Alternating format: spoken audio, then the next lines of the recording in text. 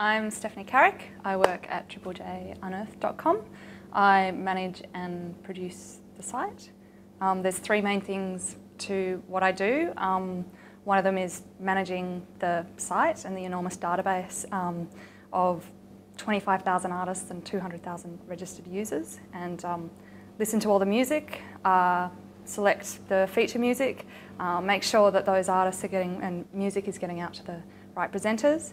The second thing I do is work with the music industry and key organisations to develop ongoing opportunities for artists, whether that's playing at a festival or going to a songwriting workshop or having a video clip made or a collaboration with a producer. And then the third part, and a very important part, is scoping and delivering new digital services, so iPhone app, radio, that kind of thing. So how long have you been at Unearth for? 2.5 years. The first band that we unearthed on my watch was Art vs Science. Okay. Yeah, and so since then I've seen our growth in terms of numbers. We've tripled our streaming stats and download stats and things like that. I think we've really made some great grounds in terms of our reputation and I guess identity now. It used to be going to regional area and unearthing, one or two bands a year. Now it's online all the time. We feature new artists every week. We hear something, we play it on the radio that afternoon. In terms of the future and, calling it back then, I don't know, I'm glad someone had the vision though, that it could evolve, and, it will continue to evolve as well. Do you think the success of Unearthed is perhaps driven by maybe perception among artists that there are barriers to accessing radio? Do you think it's kind of been important in terms of breaking down that barrier and how do I actually communicate with a radio station or get them to hear my music? Yeah, I hope so. I mean, that's my whole job really, and I think that there have been lots of success stories in the last couple of years that have proved that. I mean, particularly Washington.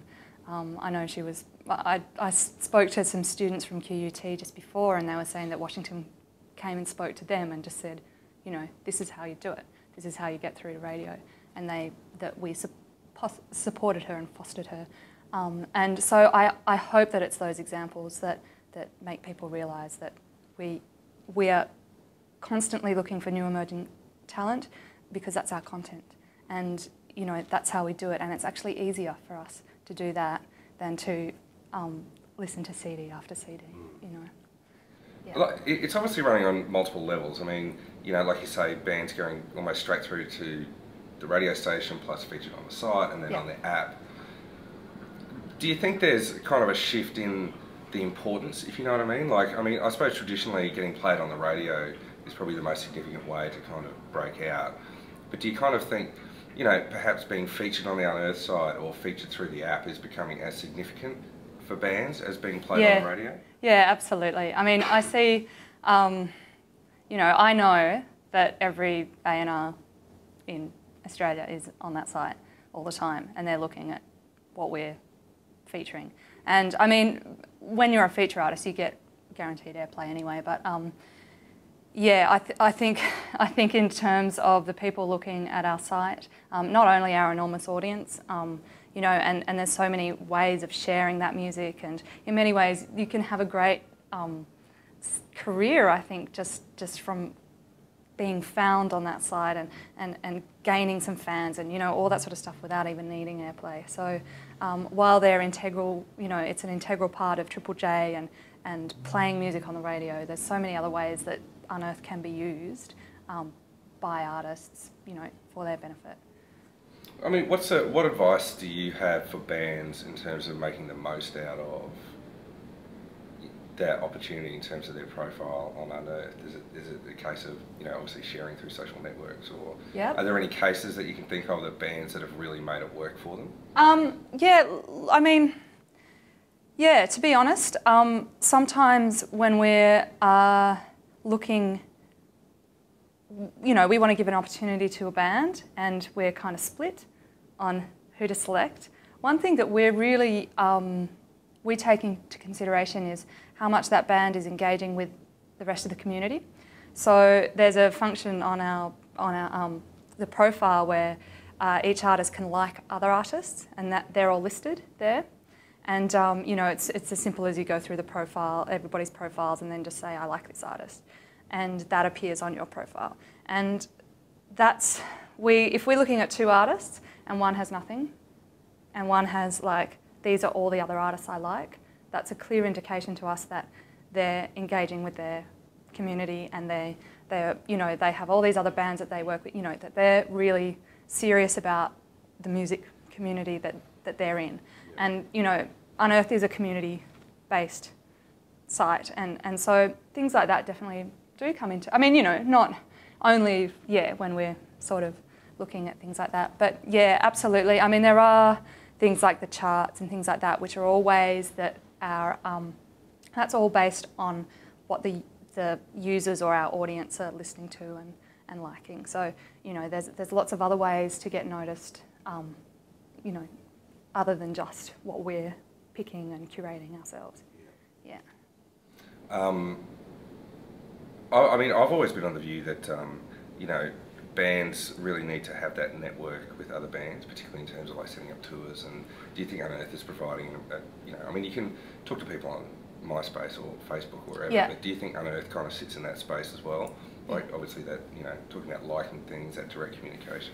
Yeah, look, we've got a contact this artist functionality on our site, and it fell over once. I don't know why, something, you know, in the back end fell over, and the amount of emails I got from people wanting to book bands for tours, wanting to use their music on a, you know, a skate video, or wanting to, you know, it's just, I know if something's broken because I get lots of emails about it immediately. I mean, it's great the way our community works.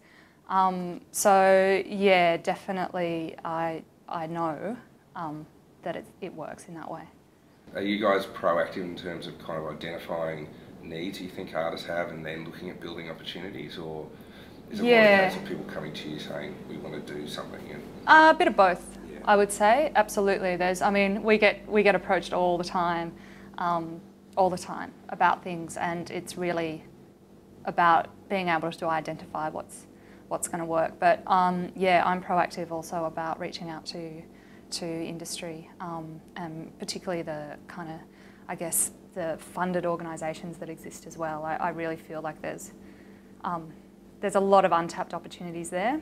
You know, some are really easy. You know, we support a festival, we put an Unearthed band on that festival. You know, that stuff I think people know now when they put on a festival that we'll expect an Unearthed band on there, because that's our way we can support, you know, our artists and new music. And yeah, so but definitely, so it's a bit of both.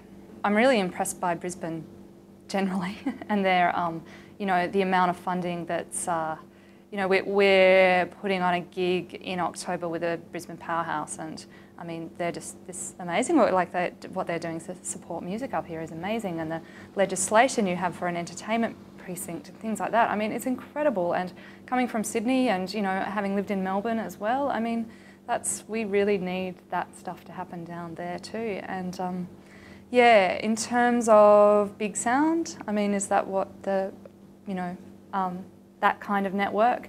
I think it's really great that. You know, it was interesting that I was sitting there, you know, as on the Future of Music panel today, and there was, you know, I support emerging independent artists. You know, you had the marketing manager from Universal there, and we had two completely different ideas. And I think it's actually great when we're put on the same stage together, and you know, you can see how different our approaches are. And I think if nothing else, if people are able to argue their points together, you know, and this brings all these people from all these different areas together, then that's useful, because people can get really close-minded. I mean, I can, we all can. So, yeah, yeah, I think Australia's going well. We just need better broadband, you know. And just finally, any particular bands you're keen to see over the next couple of days? Yeah, I saw the Honey Month last night, who I was really impressed by. Loon Lake is our choice that we've sent up from Melbourne, and yeah, I've also, there's a lot of hype about a Gold Coast band called the Bleeding Knees Club that are playing at a little warehouse party somewhere tonight too. So yeah, they're just three off the top of my head that I'm really keen on seeing. OU Denver Birds as well, incredible. I can't wait to see them live. And I've got to say, Q, or Sydney act. I heard their album yesterday, and it just made me excited about albums again. It's one of the best albums I've heard this year, I think. So, you know, I'm really excited about a lot of acts that are playing here.